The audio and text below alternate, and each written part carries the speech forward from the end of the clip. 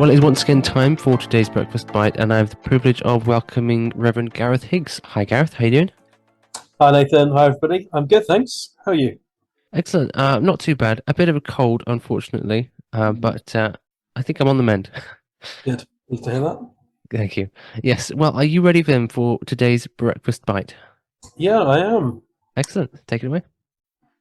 Um, I'm a fan of the 1980s sitcom Hello Hello, and there's a a character there who every time this character appears, he says, "It is I, Leclerc," and that's his kind of catchphrase. And for people watching the show, whenever that person appeared, there was kind of always a ripple of laughter because it was what was kind of set up to happen.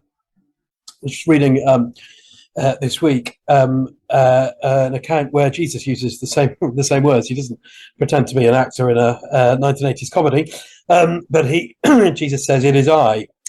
Take courage. It is I." And the context is that there's the lake, the Sea of the Sea of Galilee. And I'm just imagining a sea of galaxy chocolate for a moment. But anyway, a sea That of does sound good. Galilee. That does sound good, doesn't it? And but it's the Sea of Galilee, a notoriously sort of choppy waterway when the storms get up. And the disciples are on the boat. Jesus' disciples are on the boats, and they're a bit nervous by the kind of wind and the waves. And then suddenly out comes a figure walking towards them, and they think, first of all, it might be a ghost. But Jesus says to them, "Take courage. It is I. Don't be afraid." And it just got me thinking that for those people that know that story, you'll know that the next kind of bit is that Peter, one of the disciples, gets out of the boat, and I think this really happened. I've got no problem believing this really happened, but it's also got metaphorical and symbolic overtones. It's a call and challenge to those of us that follow Jesus to kind of get out of our comfort zone and to kind of step out into what feels like sometimes nowheresville or insecurity or uncertainty, and press ahead. So all of that's true, and both physically and metaphorically. But here, before Peter does that, before Jesus says to Peter, "Come," and beckons him to do this radical and extravagant thing, before all of that, Jesus says, "Take courage. It is I. Don't be afraid."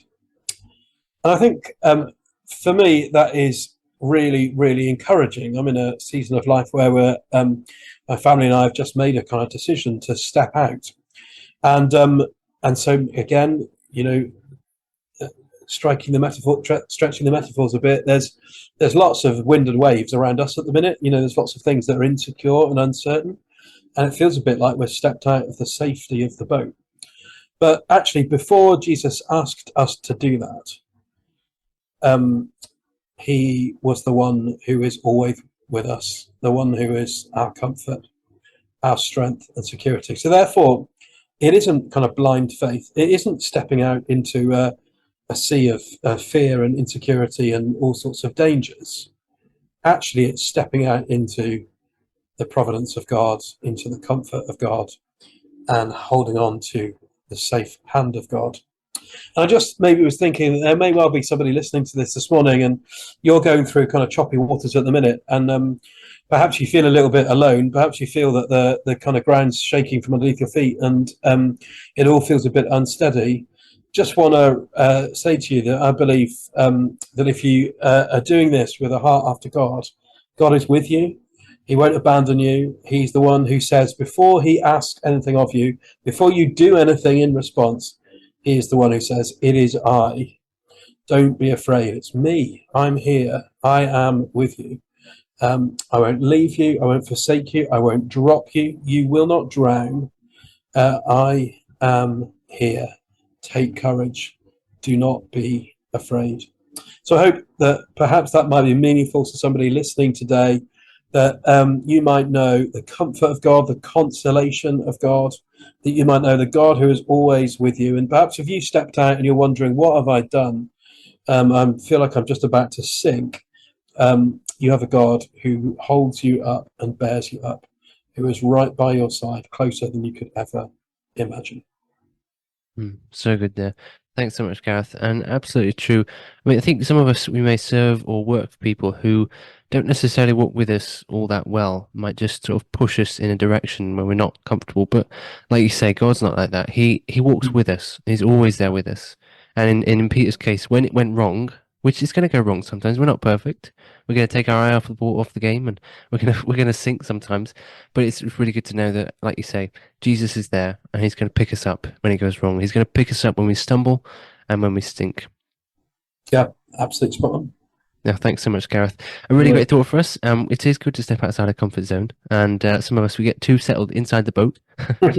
But it says people who step outside the boat who go on to achieve history-changing things, Yeah, to break that's right. records and to achieve things that make history. So yeah, it's worth it. It's worth the risk. And when you're going out, stepping out with God, you know He's always going to be there with you, which is fantastic. So thanks so much, Gareth. Great breakfast bite, and I look forward to another one next week. Cheers. All right, take care. Have a good day, everyone.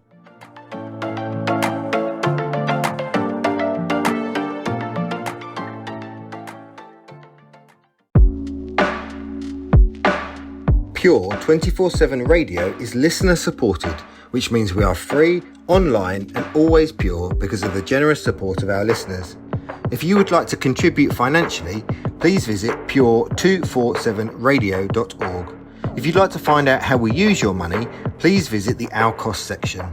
Any donation of any size will help keep us on air and broadcasting for free. Thank you.